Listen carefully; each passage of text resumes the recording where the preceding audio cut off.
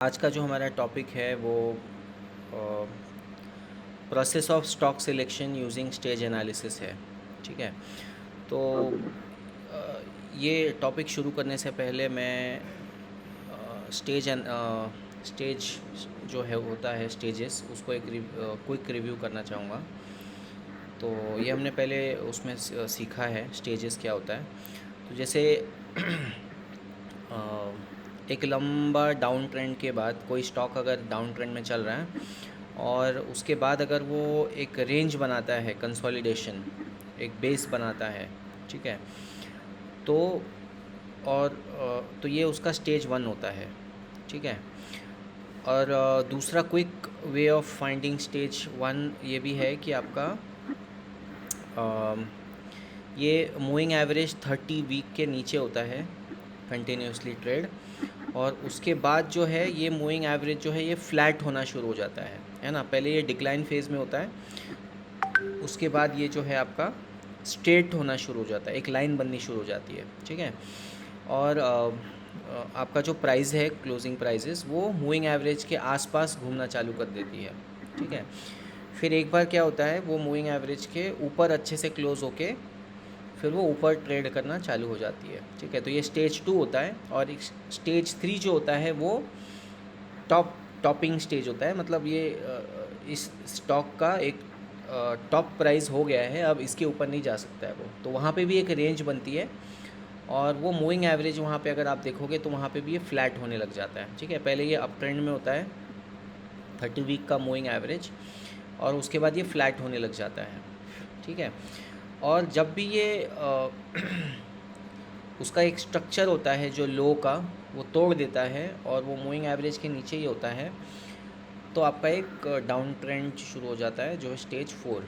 ठीक है। तो ये बहुत ही सिंपल है। आपको सिर्फ यहाँ पे ये देखना है कि प्राइस जो है ये मूविंग एवरेज के नीचे चल रहा है कि ऊपर चल रहा है, और आपका स्लोप क्या है मूविंग एवरेज का। ठीक है। इससे आप एक अंदाज़ा लगा सकते हो। ठीक है। तो चलिए हम अभी अपनी एक चेकलिस्ट पे आते हैं। तो अभी प्रोसेस क्या है, तो सबसे पहला प्रोसेस ये है, स्टेप वन ये है कि आपको कोई भी स्टॉक सिलेक्शन करने से पहले आपको ये देखना है कि आपका ओवरऑल मार्केट क्या कर रहा है। ठीक है। तो ओवरऑल मार्केट आप कैसे चेक करोगे, तो ओवरऑल मार्केट चेक करने के लिए आपको निफ्टी 50 या निफ्टी 500 यूज़ करना होता है, जो उसका ट्रेंड क्या है। ठीक है। उसका ओवरऑल डायरेक्शन। ठीक है। तो चलिए हम लोग इसको चेक करते हैं। स्टेप वन सपोज़ मैंने ये कंप्लीट कर लिया, तो मैं निफ्टी 50 में सिर्फ 50 स्टॉक्स हैं, निफ्टी 500 में 500 स्टॉक्स हैं। ठीक है। तो ओवरऑल मार्केट को अगर आपको कंसिडर करना है तो कुछ लोग निफ्टी 500 को लेते हैं क्योंकि यहाँ पे ज़्यादा स्टॉक्स हैं, 50 में बहुत कम है, तो आप कम स्टॉक से आप ओवरऑल क्या हो रहा है वो थोड़ा अंदाज़ा नहीं लगा सकते। तो चलिए निफ्टी 50 क्या कर रहा है अभी देखेंगे। तो जैसे अगर मैं यहाँ पे आऊँ मेरे इंडेक्स में, और ये निफ्टी मैंने सेलेक्ट किया, यहाँ पे वीकली टाइम फ्रेम है, ये 30 वीक का मूविंग एवरेज हो गया। ठीक है। तो यहाँ पे देखूँ तो ये कौन सा ट्रेंड चल रहा है अभी, ये कौन सा स्टेज में है, कोई बता सकता है मुझे।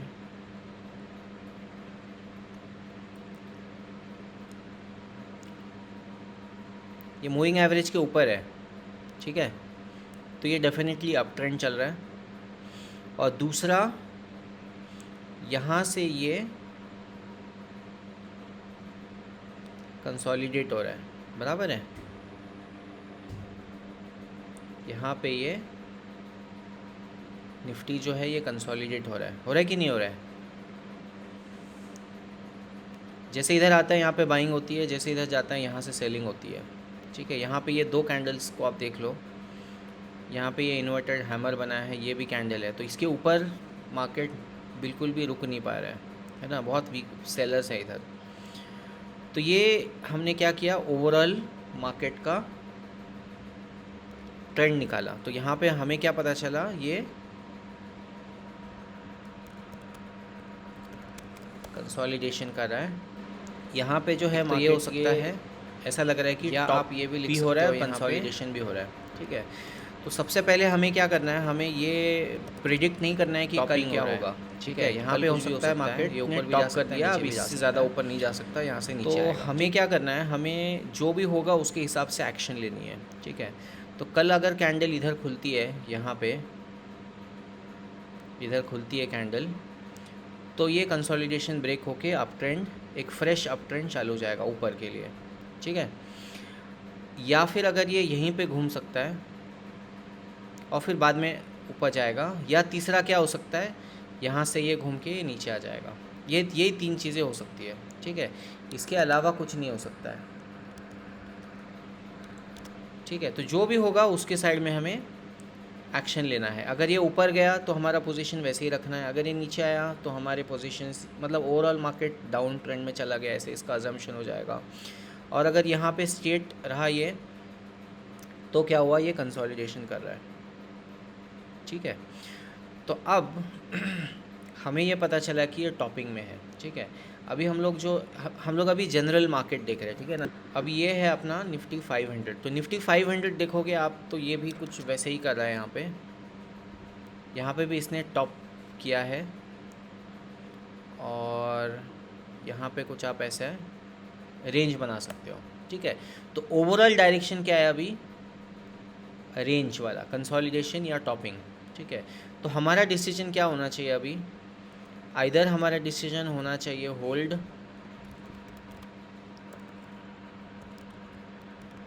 एंड वेट, ठीक है, क्योंकि हमें नहीं पता अभी क्या होने वाला है। तो हमारा अभी का नया पोजीशन क्या हम बना सकते हैं, तो बेटर रहेगा ना बनाएं, है ना, बेटर रहेगा ना बनाएं, क्योंकि कुछ भी हो सकता है अभी। अगर ये ब्रेकआउट होगा तो हम लेंगे, ठीक है। तो चलो, ये हमारा पहला स्टेप पूरा हो गया, ठीक है। तो दूसरा स्टेप क्या है, scan industry groups to know which one is trending upward. उसके बाद हमें सेक्टर देखने हैं, ठीक है। तो अभी सेक्टर में मैं देखूंगा बैंक निफ्टी। तो बैंक निफ्टी अगर मैं देखूं तो यहाँ पे भी कुछ रेंज बना है। तो मैं बैंक के स्टॉक्स खरीद सकता हूँ कि नहीं खरीद सकता हूँ, मुझे नहीं खरीदना चाहिए जब तक ये कंसोलिडेशन ब्रेक होके ऊपर नहीं जाएगा। फार्मा में मैं देखूँ तो क्या है, कंसोलिडेशन हो रहा है यहाँ पे। एफएमसीजी में क्या हो रहा है, यहाँ पे थोड़ा कंसोलिडेशन है इस रेंज में, अगर आपको दिख रहा है तो, है ना। यहाँ पे ये इस कैंडल से मुझे पता चल रहा है कि यहाँ से सेलिंग आ रहा है। पिछले हफ्ते मार्केट ऊपर गया एफएमसीजी का, फिर नीचे आया यहाँ पे, ठीक है। आईटी में क्या हो रहा है, आईटी में डाउन ट्रेंड चल रहा है। तो मैं आईटी का तो स्टॉक्स खरीदने का बिल्कुल सोचूंगा भी नहीं, ठीक है। प्राइवेट बैंक का क्या हो रहा है, कंसोलिडेशन हो रहा है। तो हम लोग यहाँ पे क्या ढूंढ रहे हैं अभी, कि कोई सेक्टर है जिसको हम खरीद सकते हैं, जिसके स्टॉक्स। तो यहाँ पे सर्विस सेक्टर है, ठीक है। सर्विस सेक्टर भी कंसोलिडेट हो रहा है। मीडिया में क्या हो रहा है, डाउन ट्रेंड चल रहा है। कंजम्पशन में क्या हो रहा है, अप ट्रेंड चल रहा है, और यहाँ पे इसने ब्रेकआउट किया है, ठीक है। तो हमारा एक सिलेक्शन हो गया कि हम कंजम्पशन सेक्टर में, कंज्यूमर जो कंजम्पशन वाला है उसमें हम पोजीशन देख सकते हैं, ठीक है। तो अभी हम लोग यहाँ पे थोड़ा नोट करते हैं कि कंजम्पशन वाला में हमें थोड़ा चांस है, ठीक है, क्योंकि वहाँ पे शायद ब्रेकआउट हुआ है। कंज्यूमर ड्यूरेबल में भी एक बहुत ही अच्छा कैंडल बना है, तो ये भी हम लिख सकते हैं यहाँ पे। कंज्यूमर ड्यूरेबल में भी हम कर सकते हैं। मेटल में क्या है, मेटल में भी एक बहुत ही अच्छा कैंडल बना है, तो हम मेटल का भी सोच सकते हैं। कमोडिटीज़ में क्या है, कमोडिटी में भी कंसोलिडेशन है। रियल एस्टेट में क्या हो रहा है, इसमें भी अच्छा खासा कैंडल बना है, ठीक है। एनर्जी में क्या हुआ है, कंसोलिडेशन है। तो जब तक इसमें ब्रेकआउट होगा हम लोग नहीं लेंगे कुछ। पीएससी, यहाँ पे एक बड़ा सा कैंडल बना है, बट ये यहाँ से अगर ये ब्रेक आगे गया तो ही हम इसमें कुछ कर सकते हैं, ठीक है। सीपीएससी, ऑयल एंड गैस में कंसोलिडेशन है, तो हम लोग यहाँ पे सीपीएससी और पीएससी भी लिख देते हैं, ठीक है। Consumer bank, consolidation. Auto, auto में भी एक स्ट्रॉन्ग आपको दिख रहा है, अप ट्रेंड चल रहा है, ठीक है। तो मैं यहाँ पे ऑटो भी लिख सकता हूँ। तो हमने ये अभी सेक्टर क्या किया, हमने आइडेंटिफाई कर लिए ये स्टेज 2 में, ठीक है, ये ट्रेंडिंग है, ठीक है। अभी क्या करना है हमें यहाँ पे इन सब में से कुछ स्टॉक्स को फिल्टर करना है, ठीक है। क्या लिखा है, filter stocks from industry groups with suitable pattern formation, ठीक है। तो अब हम लोग चलो मेटल में या ऑटो में चलते हैं, ठीक है। तो हम लोग चलो ऑटो में आ गए, ठीक है। अब ऑटो में अगर मैं अशोक लेलैंड में जाता हूँ, है ना, तो अशोक लेलैंड में देखो क्या हुआ है, यहाँ से एक ब्रेकआउट हुआ है ना। तो अब पैटर्न फॉर्मेशन क्या होता है, ठीक है, सबसे पहले हम लोग ये जानते हैं, क्योंकि हमें नहीं तो पता नहीं चलेगा कि करना क्या है, ठीक है। तो buy on support and buy breakouts, ठीक है। तो बाय ऑन सपोर्ट क्या होता है एंड बाय ऑन ब्रेकआउट्स क्या होता है, तो मैं पहले वो आपको एग्जाम्पल देता हूँ। जैसे नंबर 1, यहाँ से जो है, यहाँ से एक ब्रेकआउट हुआ है, ठीक है। तो आप यहाँ ख़रीद सकते हो इस लाइन के ऊपर, यहाँ पे ये रेड कैंडल में, ठीक है। या फिर जैसे अगर वो ये लाइन अभी यहाँ पे एक रेजिस्टेंस है, ठीक है, तो जब ब्रेकआउट होगा यहाँ से तब आप यहाँ पे ख़रीदोगे, तो आप इस कैंडल में ख़रीदोगे, है ना। तो ये यहाँ से ब्रेकआउट हुआ, यहाँ से ब्रेकआउट हुआ, ठीक है। यहाँ पे क्या है, अभी एक आपका सपोर्ट है। तो एक तो आप बाई ब्रेकआउट पे करोगे या फिर बाय ऑन सपोर्ट करोगे, ये दो स्ट्रैटेजी है अपने पास। एक तो सपोर्ट पे ख़रीदोगे आप, या ब्रेकआउट पे ख़रीदो। जैसे यहाँ से ब्रेकआउट हुआ तो आप यहाँ पे ख़रीदोगे इधर इस कैंडल में, ठीक है। अब यहाँ से ब्रेकआउट हुआ तो आप यहाँ पे ख़रीद सकते हो इसको। तो आपको ये डिसाइड करना है कि आप बाय ऑन ब्रेकआउट करने वाले हो कि बाय ऑन सपोर्ट करने वाले हो, ठीक है। तो अब यहाँ पे आपको क्या दिख रहा है, बाय ऑन ब्रेकआउट। तो अगर आप ब्रेकआउट ट्रेड करते हो तो आपको ये अशोक लेलैंड ख़रीदना चाहिए। बजाज ऑटो में क्या है, देखो अभी बजाज ऑटो में अगर आपको ख़रीदना है तो इस लाइन के आसपास आप ख़रीद सकते हो नीचे, या फिर ब्रेकआउट के बाद। तो आपको यहाँ पे एक अलर्ट लगाना है, right click alert, buy breakout, ठीक है।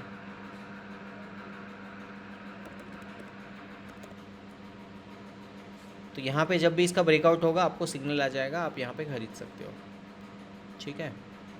उसके बाद बालकृष्ण इंडस्ट्री देखो, यहाँ पे अगर आपने बाय ऑन सपोर्ट किया होता, देखो ये सपोर्ट है, तो ज़बरदस्त आपको एक मूव मिलता 5% 12% का, ठीक है। तो आपका यहाँ पे अब क्या करना चाहिए, अब ये इतना भाग चुका है, अब ये यहाँ से जब ब्रेकआउट होगा तब आप ख़रीद सकते हो। तो इसको हम इग्नोर करेंगे। यहाँ पे भी देखो इसने ब्रेकआउट दिया है इस लाइन के ऊपर, तो यहाँ पे आपको इसको ख़रीद लेना चाहिए था, ठीक है। अभी तो नहीं ख़रीद सकते इसको हम लोग, ये बहुत महंगा स्टॉक है, इसको छोड़ दो, ठीक है। इसका क्या करें हम लोग, इसका भी बाय ऑन ब्रेकआउट करना पड़ेगा अगर ये इसके ऊपर क्लोज होता है तो, या फिर बाय ऑन सपोर्ट। अगर ये इस रेंज में आता है पास में इधर कहीं, तो आप इसको ख़रीद सकते हो। तो आप वहाँ पे अलर्ट लगाओगे, फिर ये देखो ये बाय ऑन ब्रेकआउट, तो इसको आप कल के दिन में ख़रीद सकते हो हीरो मोटोकॉर्प को, क्योंकि यहाँ पे एक ब्रेकआउट हो गया, ठीक है। तो बाय ऑन सपोर्ट या बाय ऑन ब्रेकआउट ऐसे आपको करना है। यहाँ पे भी देखो क्या है, अभी है यहाँ पे अगर बाय ऑन सपोर्ट ख़रीदना है तो इधर ख़रीद सकते हो आप, अदरवाइज़ इसका एक ब्रेकआउट हो जाएगा तब।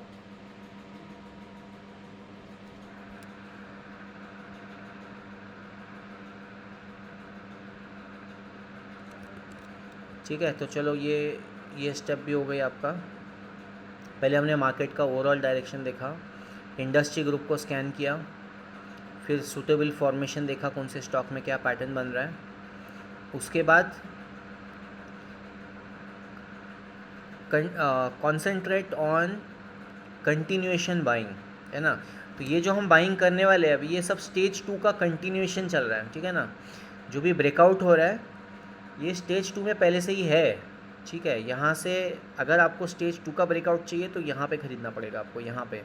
बट अगर ये पहले से ही उसमें चल रहा है तो आपको इसका कंटिन्यूशन बाय ही करना पड़ेगा जबकि ये ब्रेकआउट है, ठीक है।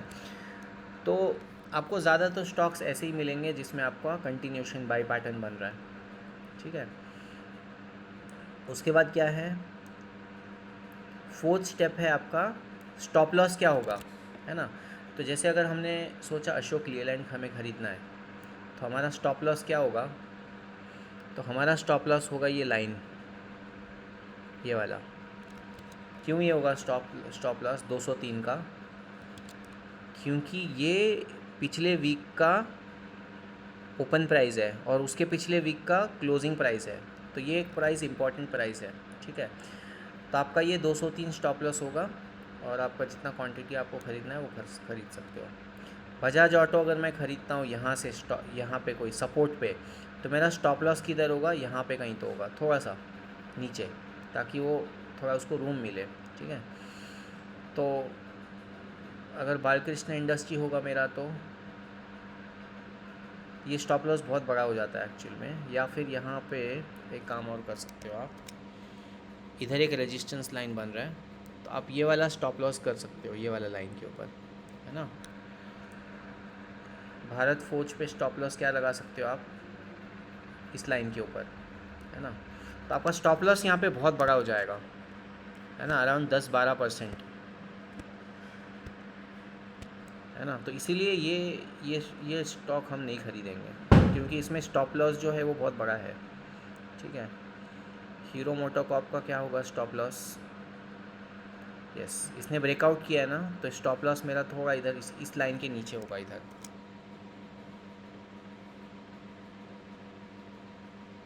ये वाला मेरा स्टॉप लॉस होगा, ठीक है, ये वाला, क्योंकि यहाँ से ब्रेकआउट किया ना इसने। तो ये वाली स्टेज प्रोसेस 4 में आप क्या कर रहे हो, स्टेप 4 में स्टॉप लॉस डिसाइड कर रहे हो कि क्या स्टॉप लॉस होना चाहिए अगर मैं स्टॉक खरीद रहा हूँ तो, ठीक है। उसके बाद वाला तो ये है कि never sell a stock in stage 2 and never buy in stage 3। अगर स्टॉक गिर रहा है तो उसको मत खरीदो कभी भी, है ना। और अगर स्टॉक ऊपर बढ़ रहा है तो उसको सेल कभी भी मत करो। सेल मतलब फ्यूचर में सेल करना, वो वाला सेल, या ऑप्शन में पुट खरीदना वो। तो ये बस एक टिप है। उसके बाद यहाँ पे क्या लिखा है नेक्स्ट स्टेप में, look at each high low close. तो हमने यहाँ पे वैसे भी मार्क कर ही लिया है। जैसे अगर मैं यहाँ पे इसका हाई है तो मैं यहाँ पे इसका हाई मार्क करता हूँ, एक मिनट मैं इसको पहले निकाल देता हूँ। यहाँ पे इसका हाई मैंने मार्क किया, यहाँ पे इसका मैंने ये पैटर्न मार्क किया, यहाँ पे इसका मैंने ओपन मार्क किया, ठीक है। तो ये 3 लाइन मेरे लिए इम्पॉर्टेंट है। क्यों? क्योंकि इसका हाई है, ये इसका ओपनिंग प्राइस है इधर, और ये इसका क्लोजिंग प्राइस है ना। ये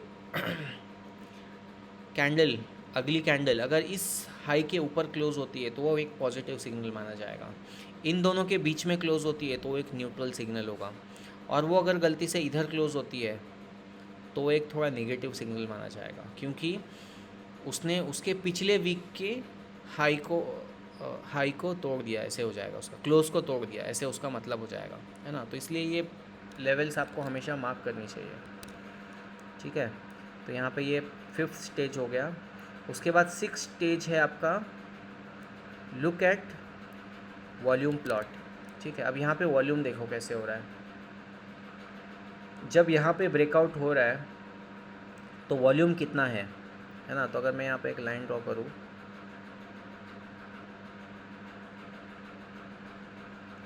तो देखो ये इस कैंडल में वॉल्यूम ज़्यादा दिखेगा आपको, ठीक है।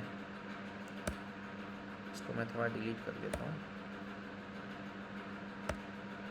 तो इस कैंडल का वॉल्यूम ज़्यादा है ना।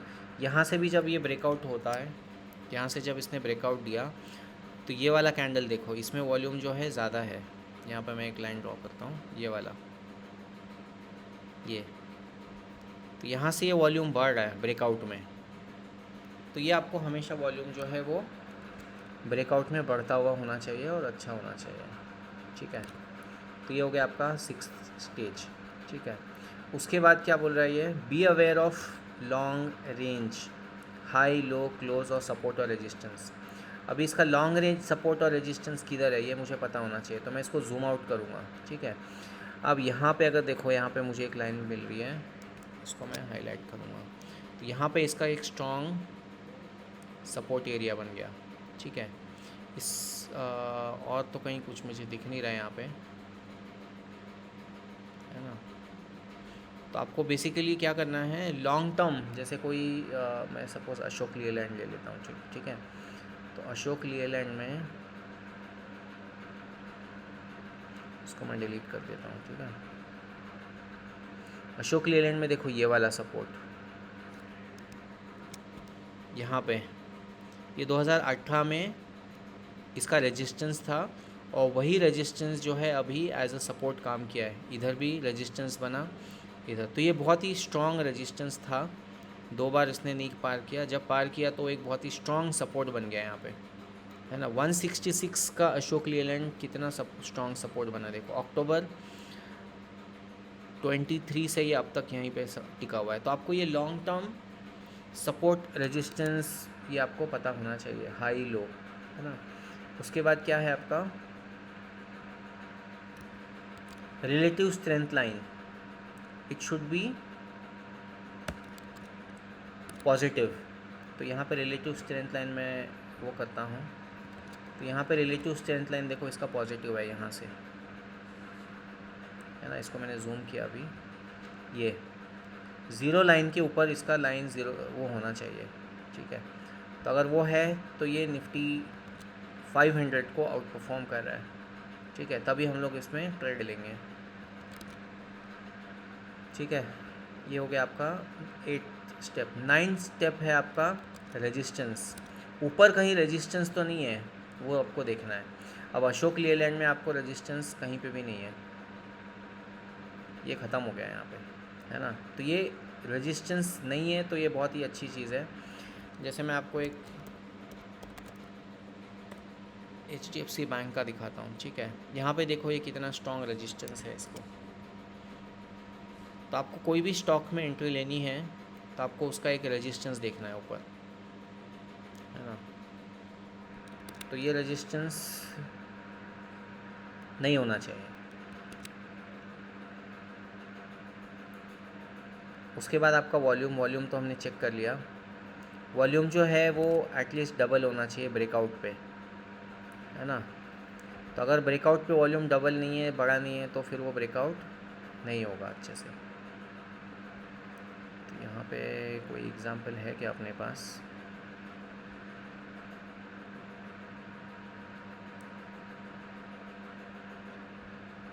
एक मिनट,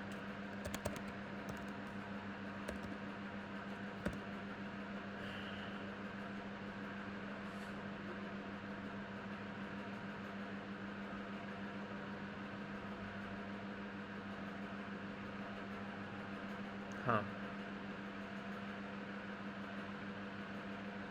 यहाँ पे देखो, अभी ये बहुत ही छोटा वॉल्यूम के साथ आया है, यहाँ पे भी छोटा वॉल्यूम है बहुत ही।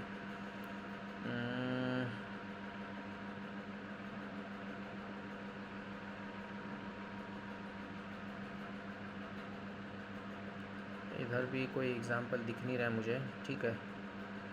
वॉल्यूम अगर छोटा थोड़ा अगर पावरफुल नहीं है तो ब्रेकआउट इतना नहीं चलेगा, वो फेल हो जाएगा, ठीक है। तो यहाँ पे हमें वही चेक करना है कि अगर ब्रेकआउट हुआ और उसके साथ वॉल्यूम नहीं है तो मोस्टली वो फेल हो जाएगा, है ना। तो यही है अपनी 10 स्टेप प्रोसेस। तो वैसे ही आप फिर बाकी उसमें भी देखो, मेटल में देखो, तो चलो मेटल में देखते हैं कोई स्टॉक मिलता है क्या हमें। रियल इस्टेट भी हमारा आया था रडार में, तो रियल इस्टेट में देखो, इसमें देखो बाय ऑन सपोर्ट हुआ है, लोगों ने ख़रीदा इसको। गोदरेज में क्या हुआ है यहाँ पे, ठीक है, यहाँ पे ब्रेकआउट होना चाहिए। फोनिक्स में यहाँ पे भी बाय ऑन सपोर्ट की जैसी कुछ है। DLF यहाँ पे भी देखो बाय ऑन सपोर्ट हुआ है। अगर आप बाय ऑन ब्रेकआउट करते हो तो इसके ऊपर जाना चाहिए। मूविंग एवरेज थोड़ा यहाँ पे फ्लैट हो रहा है, तो मुश्किल है इसमें कुछ होना। ब्रिगेड में देखो यहाँ पे ये लाइन को आप सपोर्ट स्टॉप लॉस बना के आप इसमें एंट्री ले सकते हो, है ना। ये लोधा का है, तो लोधा में भी देखो यहाँ क्या बन रहा है, बाय ऑन सपोर्ट करना है आप कर सकते हो, बट ये अगर लंबा चल गया तो मूविंग एवरेज आपका फ्लैट हो जाएगा। वॉल्यूम पॉजिटिव भी है यहाँ पे और ये आउट परफॉर्म कर रहा है निफ्टी को। यहाँ पे बाय ऑन ब्रेकआउट, तो यहाँ पे आपको लेना है तो इसको स्टॉप लॉस करके आप ये स्टॉक ले सकते हो।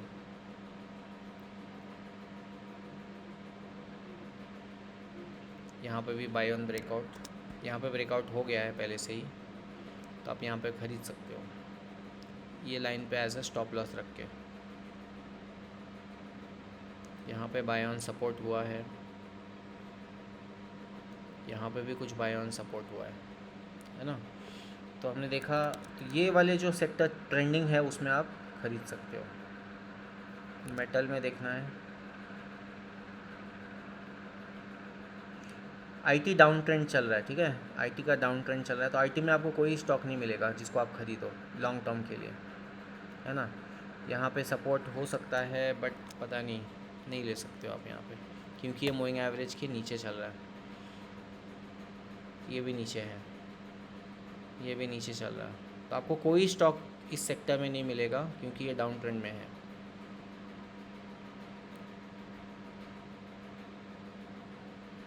चाहे कितना ही अच्छा कैंडलस्टिक पैटर्न बने, कितना ही वो बने, हाँ ये वाला स्टॉक सिर्फ अप ट्रेंड में चल रहा है, बट पूरा सेक्टर डाउन ट्रेंड में है, तो ये इतना परफॉर्म नहीं करेगा आपका सेक्टर स्टॉक। ठीक है, कोई क्वेश्चंस हैं? ये एक लंबी चौड़ी प्रोसेस है, पहले सेक्टर को देखो ओवरऑल, फिर ग्रुप्स देखो। हाँ, अगर ये सेक्टर, ये निफ्टी ओवरऑल मार्केट अगर डाउन ट्रेंड में है तो क्या होगा, ये सब डाउन ट्रेंड में काम करना चालू करेंगे। एक आध दूसरा सेक्टर हो सकता है ऊपर जाए, बट मोस्टली क्या होता है, अगर निफ्टी 500 या 50 डाउन ट्रेंड में है तो आपके 500 स्टॉक्स में से 490 स्टॉक्स जो है वो डाउन होंगे और सिर्फ 5 से 10 स्टॉक्स ऊपर जाएंगे, है ना। तो ये इसका मतलब होता है। तो कोई क्वेश्चन है किसी को, या कोई स्टॉक चेक करना है तो बता सकते हैं, हम लोग चेक करेंगे फिर, कुछ डाउट है तो। हेलो सर, यस बोलो। अभी स्टॉक हमें बाय करना है तो सपोर्ट के लिए चलेगा या रेजिस्टेंस के ऊपर रहेगा? ब्रेकआउट, ब्रेकआउट, हाँ ब्रेकआउट। एक्चुअली दोनों स्ट्रैटेजी है, ऐसा वो नहीं है। ब्रेकआउट वाले स्टॉक्स जो है वो जल्दी और फटाफट भागते हैं, सपोर्ट वाले पे मतलब, बट ब्रेकआउट वाले हो सकता है 50% वो सही भी चले भी ना भी चले, ऐसा भी है,